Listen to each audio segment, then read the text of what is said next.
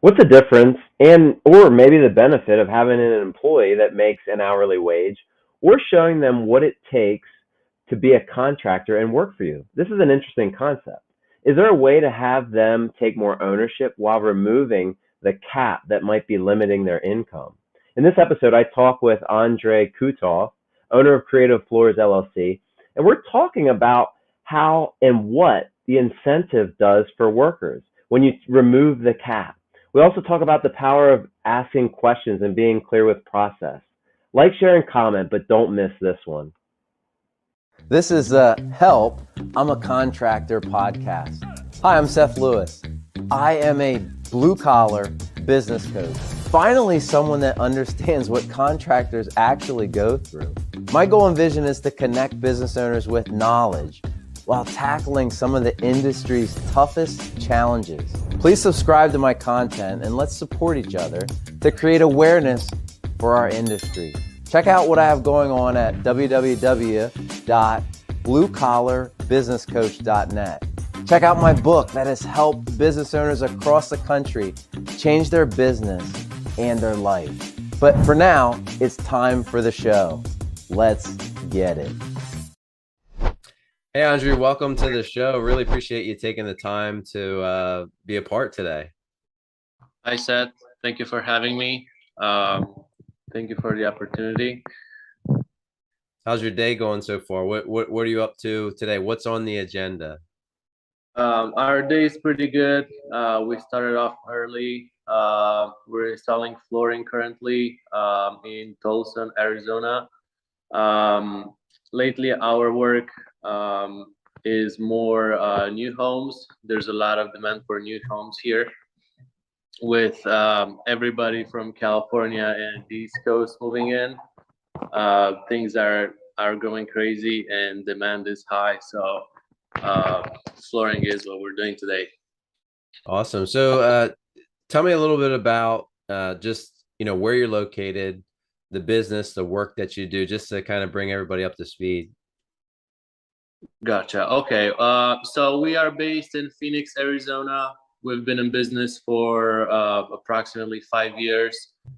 We currently offer flooring installation services and everything that comes with it. We work all throughout the valley. There's a good number of cities out here,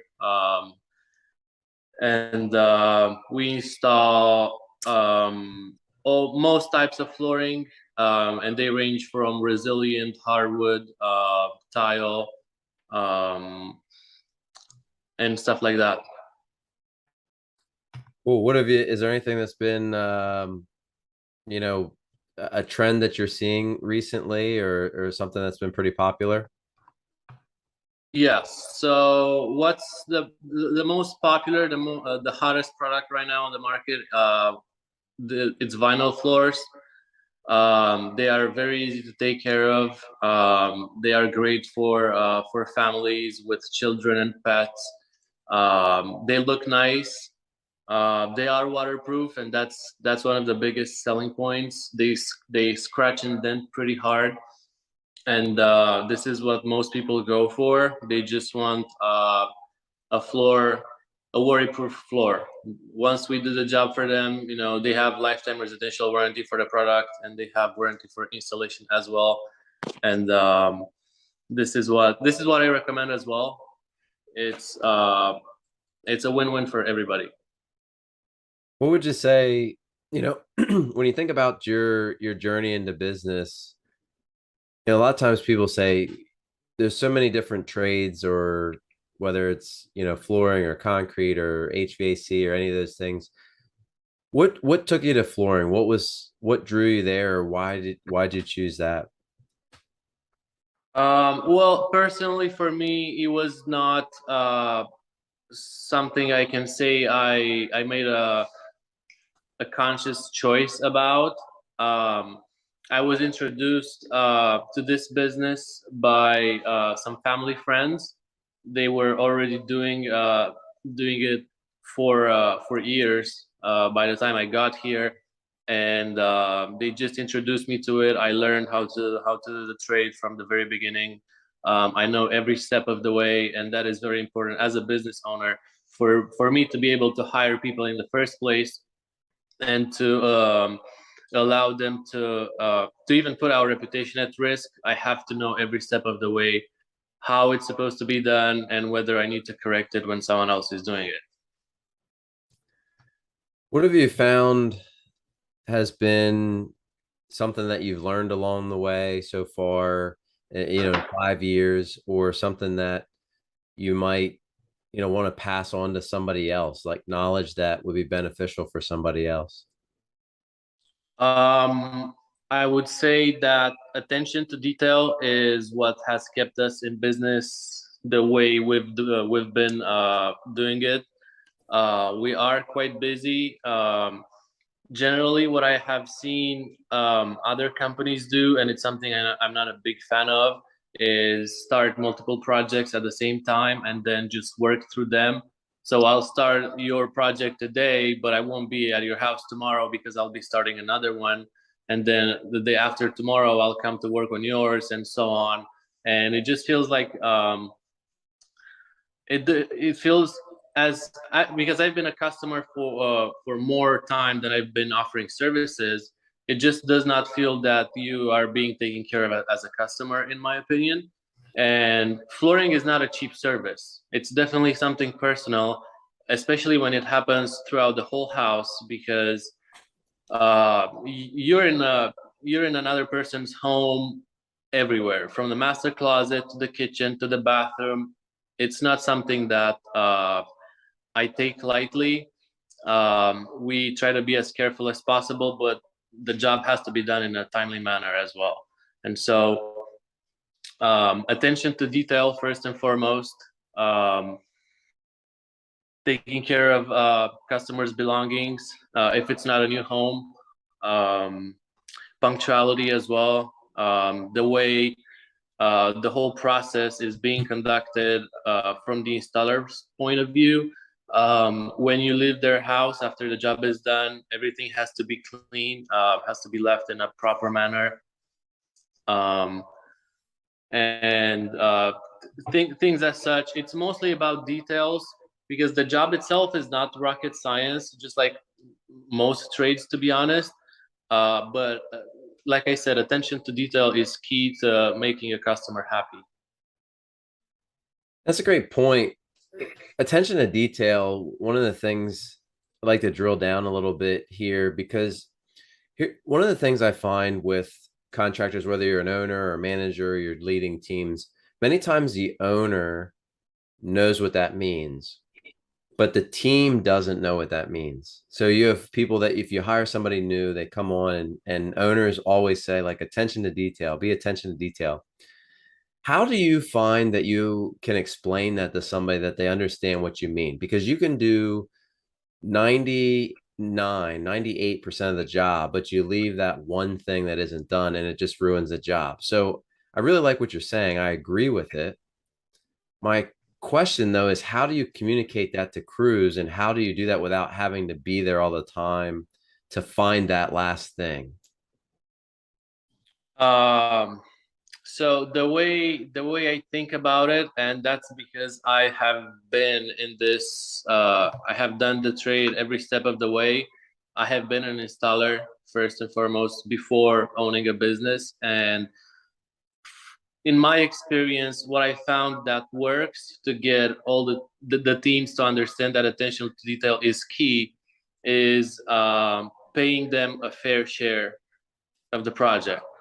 And so I'm not trying to get rich off one job. The installer has to, just because it's hard labor. There's a lot of caring involved. We don't just drill stuff. We don't install hardware. It's, sometimes we have 3,000-4,000 square feet jobs. These are entire homes. They have stairs. You have to bring 50-60 boxes upstairs. And so if the installer doesn't feel like he's being compensated fairly, then that's when he will try to cut corners to make up, for the money that he considers he's not being paid. Right. And so paying them a good amount paying good prices for the installers. That's also key to making sure that they do a good job. And that's because with money comes responsibility, and that's something they need to understand prior to starting any of your jobs. And this is it. It's not like we dreamt when we were kids to install floors. It's just something that we do now, but it has to be done properly, and it keeps us going. Yeah. So when you think about rate, and you don't have to give your specific rate, but maybe just like a general to say, okay, what are fair rates? The market has changed a lot since we've in the last 2 years. So what might have worked 2 years ago might not be relevant today in as far as rates. We've seen a lot of different things happening. So when you think about these, and a lot of industries are similar, they're manual labor jobs, or some of them can be difficult, hard work. What do you think, or what do you feel, or where is the pay scale for these type of jobs? For A, maybe a helper that's doing that, and then B, maybe for your lead installer on a job. So generally, for helpers, we pay around 200 a day. Given the amount of labor and the skills that they have, I feel like it's a fair compensation. They do not. So a helper does not make me money. Actually, what a helper does, it helps the installer who's actually making money. So just putting the floor down, that's what actually pays us. But before we even start to think about putting the floor down, there's a bunch of other things that we have to do, which is make sure the floor is clean, bring the material in. The material has to be acclimated. We have to look for a diagram or make sure, confirm with the customer that the right direction is what we are going to do. So that's what kind of the helper is doing. He's taking care of smaller stuff that so that the installer can take care of what actually makes the money. For an installer, for example, usually we pay by piece, and so prices can range from $1 a square foot to $2 a square foot. It also depends what type of work the installer is doing. I found when I was doing business development and I was looking for companies to work with, I find that people were a little bit reluctant to hire new companies just because they don't know what kind of work you're going to do, and they are putting their reputation to risk by hiring you. And so most of the times we will start small with a smaller job to prove what we can do. Even with references and reviews, people tend to not believe those just because they can be easily faked.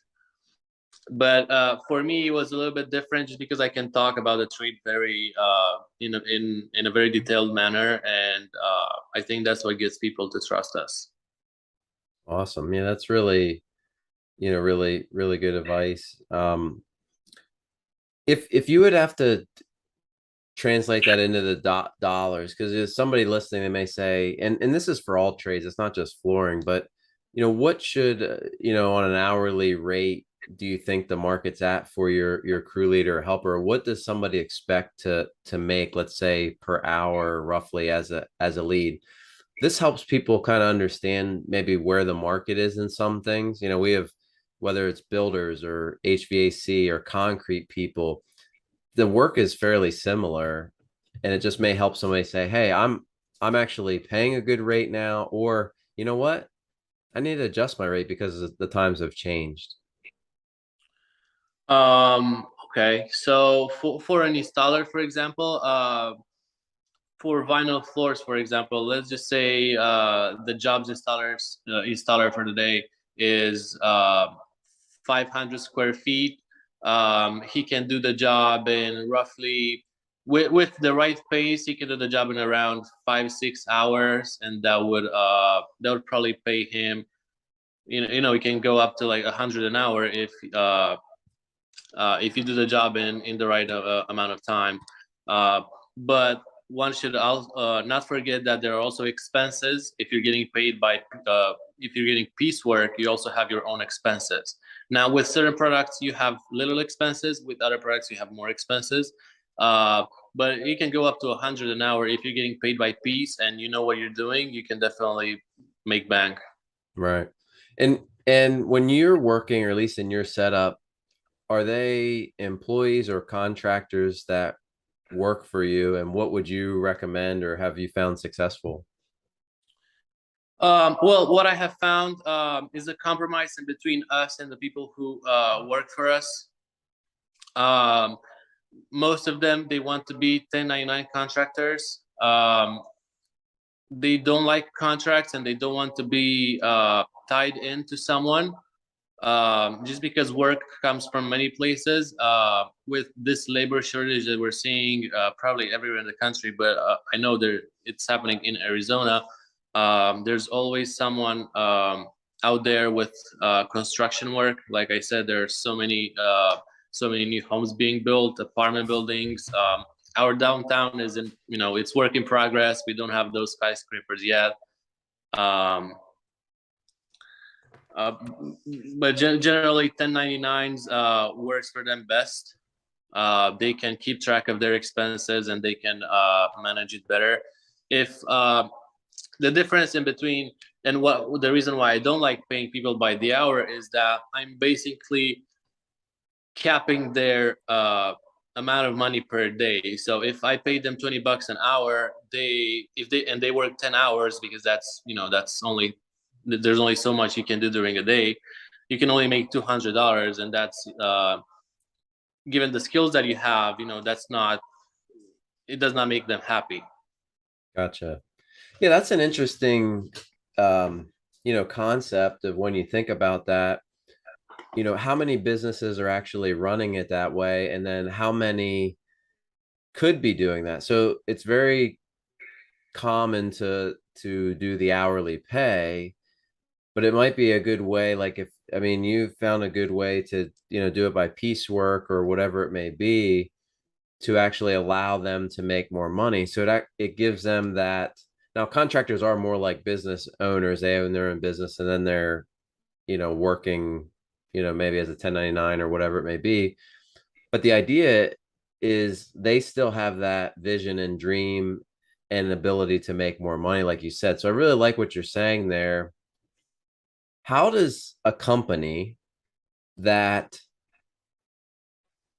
is paying hourly now convert to that? So let's take it outside of the flooring, and we kind of use flooring as an example, and that was pretty clear. But for somebody that's running a different company, maybe it's concrete or fencing or whatever, without being super specific, because we don't necessarily maybe know their exact industry, what would be some steps that they could do to help move to this model? Because I feel like this is a great topic, because as the labor shortages there's labor shortages, as there's things going on like that, it could be really encouraging to your people to be able to earn more the more that they get done. I mean, I don't know who doesn't like that. I think the barrier becomes companies don't know how to do that. So it sounds like you've figured out how to do that in the flooring industry. Maybe what would be some tips for other people to try that, or to step into that? That's an interesting question. It's not necessarily that I don't think they don't know how to do it. Sometimes certain companies, they just extract more value from someone's work and they just make more money. I would probably be making more money if I were paying everybody by the hour, but this way we won't be doing as many jobs as we are doing right now. And so I'm not necessarily, like I said, trying to get rich from one project, but we want to do everybody's job in a timely manner. It usually takes us 2 to 3 days to do a job of roughly, let's say, 1,000 square feet, with additional things involved, like removing current flooring, baseboards, and so on.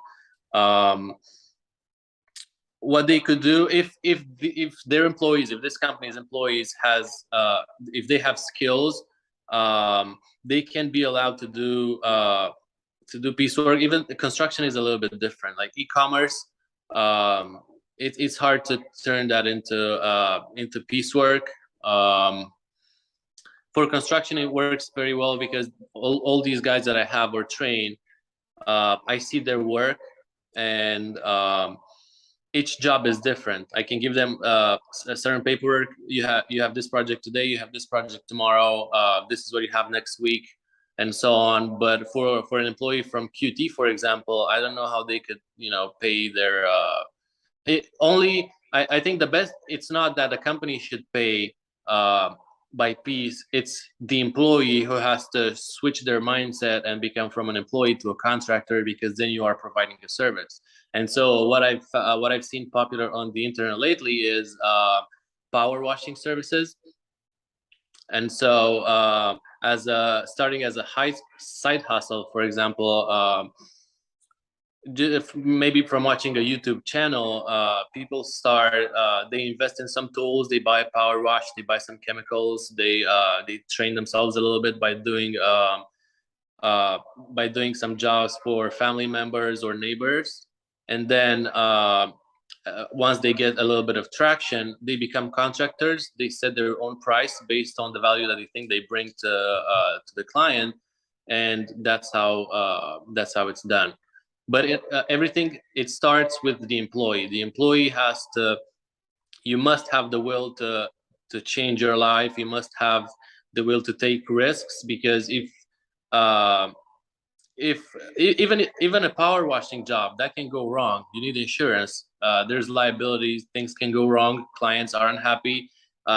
Everybody wants to get you on the hook to pay for issues if they arise, just like it happens with flooring. So mistakes are expensive, regardless of what you're doing. And so there's a lot of risk involved, and that's why maybe many people that are currently employees, they don't want to do that. Right. Yeah, that's a good point.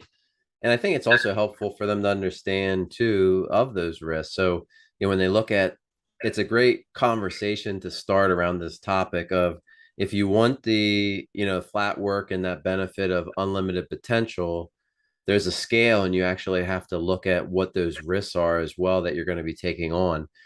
People want a bigger slice of the pie, but if they're not willing to take on the risks that you mentioned, you can't have that. So it's that you can't have your cake and eat it too, or whatever that saying is. It's, if hourly protects you, it's like an insurance plan. You're actually giving up some of that revenue because the business owner has to pay that. So I think what's good about this conversation is it can be used as a tool to explain it to your team. If somebody wants more, maybe you can help them become a contractor or a 1099, but also educate them of what expenses are going to have. So yes, you get more, but in return, so here's where I see it not align up sometimes. Like if somebody says, well, I want more as a contractor, but then they don't go get the insurances that they need to do, well, then they don't deserve that rate. So I think helping them understand, well, yeah, if you're making $25 an hour now, and now you want to charge 35 or 45 as a contractor, okay, because you're just starting out, but you need to have all these things, and maybe those end up costing you some extra tools. They were provided to you before. Now that ends up costing you $20 an hour or $15 an hour, whatever it may be. So I really like this conversation in the account of, as an owner, considering, is there a better way to drive production by giving more piece of the pie, but also having the conversation with the employee so that they understand that there are expenses. They just hear it as, I'm going to make more money. I think as business owners to say, yes, but you need to come back with your own tools. You need to come back. There's going to be some supplies you need to provide, and insurances and all that type of stuff. So I really like that. That's a good way to put that. I think that can help people. Of course. And I agree with that. I would say that one of the reasons why hourly pay is good for some people is, for example, our helpers. Regardless if we make money on our jobs, sometimes we encounter all kinds of problems. Sometimes sometimes the material hasn't arrived at the warehouse. Sometimes the material is damaged and we cannot move forward with the project. Sometimes the moisture content of the wood floor is not right and we have to leave it to acclimate a little bit more. Sometimes we have to do floor prep, which means we have to flatten the subfloor. All these things that prevent us from installing the floor, which is what makes me money, that's not the helper's problem. The helper will be paid for his time regardless whether I make money or not. And so that's my risk. I have to make sure, I have to be a good manager to make sure that our jobs go smoothly so that we get paid, so that everybody gets paid. But whoever gets paid hourly, you know, they are going to get their money out of my pocket if things didn't go well. For installers, that's a little bit different. If they are 1099 contractors, then that's a risk they take upon themselves too. But generally, things move at a pretty good speed. We don't have issues. We've never had to remove a floor that was not that was our fault. And so most of our clients are happy. Another thing that is really important as a contractor, if you are an installer, it is to make sure you do the job right the first time. If you don't do the job right the first time, that means you're going to have to come back for repairs. The time that you spend doing repairs prevents you from starting another job. And so that's basically taking money away from your income. And that's why, again, attention to detail, it matters and it makes a difference. Yeah. So, what I'm hearing here, and just we'll be right back to the show. I want to invite you to my Blue Collar Mastermind group. This is a group of blue-collar business owners who share input on tough topics, support, celebrate, and learn from each other. The world's best business owners, leaders, actors, athletes, and musicians all have coaches or are part of a similar group to grow and succeed. If you want more from your business, have limited time, don't want to break the bank, this group is for you. Learn more and apply to the group at bluecollarbusinesscoach.net. Yeah, so, what I'm hearing here, and just to kind of summarize, is those, you're giving a flat budget for the person to do it. So if they go over or run into any things, that they're not getting any more money. So their incentive is to get the job done on time or get it done quicker. Quicker they get it done, the more money that they make, versus the hourly or their helper. Is that somebody that you're pairing them with? So you have an installer or you're just paying their helper a fixed rate. So are they bringing their helper too, or you're combining an installer contractor and then they're working with one of your helpers? So it depends. If the need arises, then I can definitely pair an installer with a helper, and the installer is going to pay his helper. Everything that is being done extra on the job site, like floor prep, for example, or removing and reinstalling anything, everything gets paid. So the installer is not losing money. The only thing that can prevent him from installing the floor is whether there's the flooring is damaged, or it's just the floor prep is going to be a small delay because usually we have to pour a self-leveling compound. It's basically cement. We have to fill low spots, and that takes time to dry, and so we cannot install right away. But the installer is going to come back either later or the same day to move forward with the project, and he still made some money. It may be just not as he just lost some time that day, so it's not terrible. Sometimes floor prep costs more than the whole flooring installation, and that's a good thing for the installer as well. Right.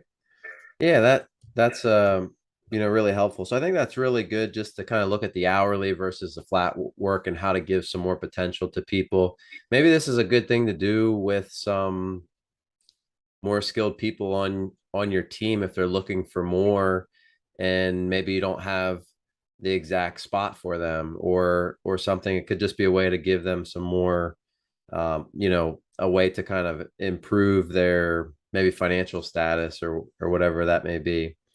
One of the other things that you said in the process, and I just want to, touch on a little bit, is, the fact of educating the customer and making sure that they're aware of the process. So, we talked about, some good conversation around the hourly and the flat work and some of that. how important is it to educate the customer, and what have you found to work throughout the process? So usually the way we educate our customers is by asking questions. It's very similar to that cliche that, you know, sell me this pen. The only way I can sell you this pen is if I ask you questions, and this is what I have to do to make sure I understand our clients' needs. Excuse me one second. So first and foremost, we need to understand what kind of lifestyle does our customer have. Do they have children and pets? If then I know what kind of material to recommend. Do they like tile? Do they like softer looks like wood floors? That's generally the way I do it.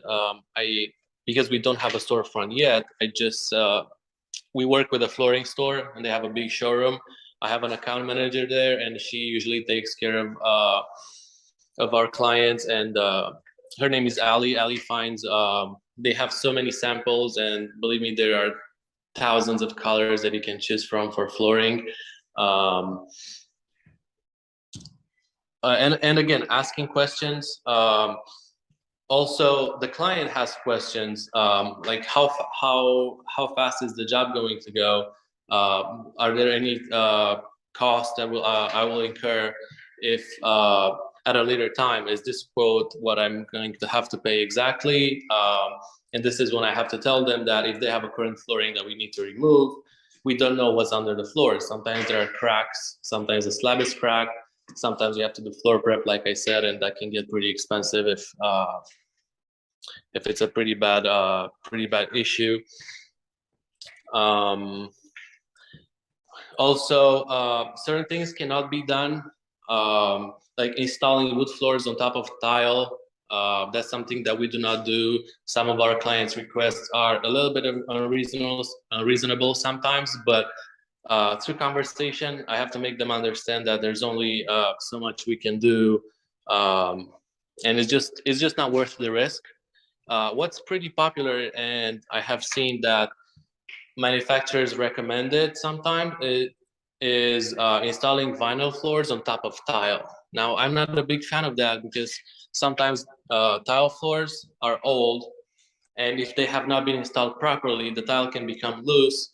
And if we install another flooring on top of it, it's just going to the tile can crack. It's going to make noise. We're basically going to have to end up removing the floor that's on top to fix the underlying problem, and that's something that we don't go for. Now, some clients really want to do it the cheapest way possible, and that's not the customer that I'm chasing. And there's nothing I can do to prevent them from doing it. It's just I try to do it. I try to give them the best advice that I can. I give them as much information as I can to help them make an educated decision. But ultimately, it's their decision to move forward with us or not. Yeah, absolutely. I think that's great to know, who you work for and who isn't your customer. One of those things that's always sounds simple, but sometimes it's harder when, you're looking for business and you make exceptions for those people. It usually doesn't end up turning out well. They're the ones that cause a problem later on. I really like the reminder of sell me this pen and looking at asking the questions. You really have to understand what they're looking for. And I'm going to tie this back to our original thing of the hourly versus the flat work. A simple question can be, is this working for you as an installer? Our goal as business owners, and this can be tough because change is always tough, and when you ask the questions, it's setting you up for the answer that they may give you, and then you have to do more work to solve it. But asking that question of like, is this working for you the way that we have it set up, could be a great question. So not only using the questions with your customers, but with your contractors and your team members and your employees can be a great way to do that. That takes energy. That takes the ability to say it and know that if you ask, you're going to get something maybe to work on or improve. But if you're willing to do that, I think that can keep your keep your crews, your customers, and everybody happy. So I really like those two things, and they actually connect together pretty well. Absolutely. Asking questions is indeed important, and you know, quality of the job depends on how happy the installer is.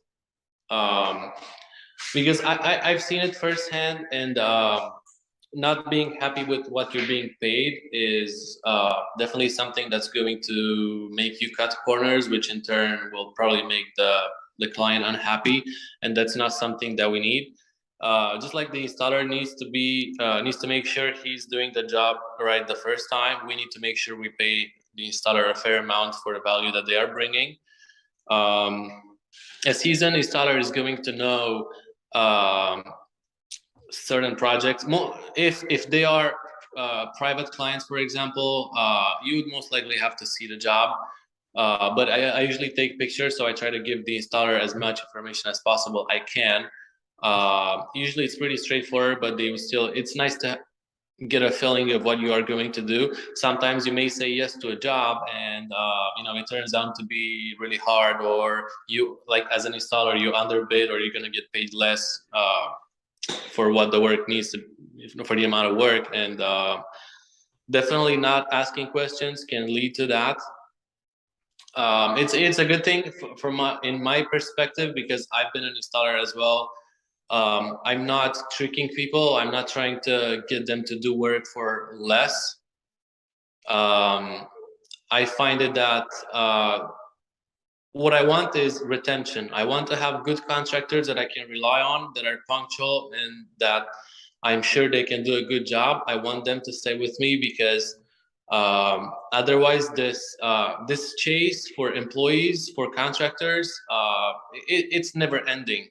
And what that does is, if I have to test an installer every couple months, then that things can go wrong. Sometimes, you know, people are just not as good as they think they are, and or they don't understand certain installation procedures, or why we need to do certain things. And that's one of the reasons why I train helpers. So I have to make them understand first and foremost why they need to do things that way. Like, for example, expansion gaps around the perimeter. We cannot go really tight against the wall, because these floorings expand and contract. And so understanding why you need to do certain things is going to, you know, help you do them better while doing your job. Yeah, absolutely. That great points there. When you have a contractor or give them work, are you giving them a fixed rate, or are they quoting the job? So I just wanted to give a little bit clarity on that, to say, when you go to a job, you say, hey, this job is worth $3,000 for you to do the whole job and install it.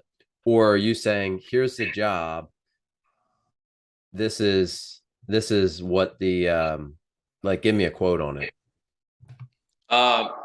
No, generally there's a fixed rate. I prepare a work order for the installer. This is what we are going to pay. I know the amounts are fair, because what we pay the installer, I base it on my estimate to the client, and so we are making money off that project. It's just that the installer is getting paid, you know, a fair share of that project.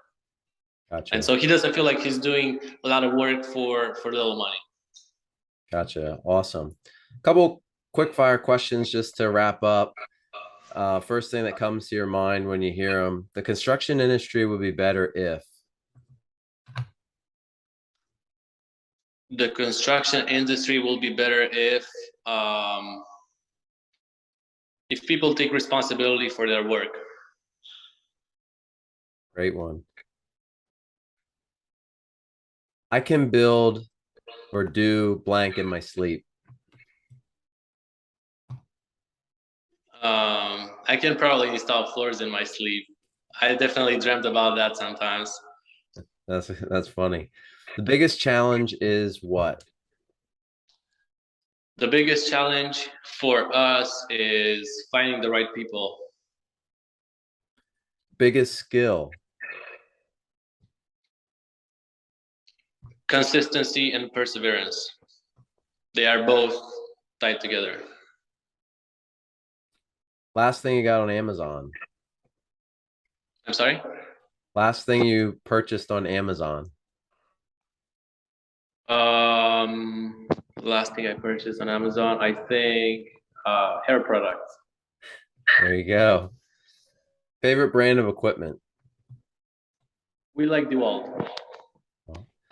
I want other business owners in construction to know what? To know that regardless of what kind of trade they are doing, there is always someone coming to work after them. And so please clean up the job site. Awesome. Well, I really appreciate you being on the show today. It was great giving some input on your experiences and sharing this with other business owners. So really appreciate the insight and you being here today. My pleasure, Seth. Thank you for having me. And I hope our conversation will, at least help, maybe even if it's just a little bit, I hope it's going to help your viewers. Thanks again. My pleasure. Hey, it's Seth. Thanks for listening. For more information about my Blue Collar Mastermind group, Blue Collar Gear, free resources, or my book, go to bluecollarbusinesscoach.net. You can subscribe, like, and share if you enjoy this. Thanks again.